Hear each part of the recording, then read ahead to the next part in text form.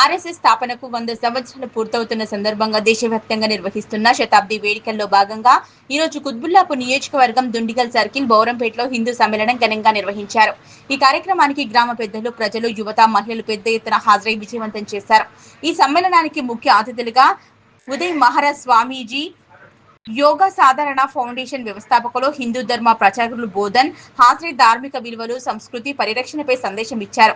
మహిళా వక్తగా శ్రీమతి ఉషా ముదికొండ, రాష్ట్ర సేవికా సమితి బర్కత్పుర బాగ్ ప్రముఖులు, భాగ్యనగర్ ఏబీవీపీ వైస్ ప్రెసిడెంట్ హాజరై యువతలో దేశభక్తి, సేవాభావం పెంపొందించాల్సిన అవసరాన్ని వివరించారు.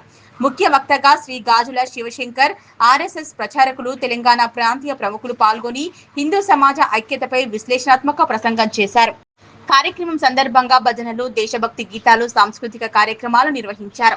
స్థానిక యువకులు, మహిళలు ఉత్సాహంగా పాల్గొని కార్యక్రమాన్ని మరింత శోభ తీసుకువచ్చారు. గ్రామంలోని వివిధ కాలనీల నుంచి వచ్చిన ప్రజలు ఏకమై ఈ సమ్మేళనాన్ని విజయవంతం చేశారు.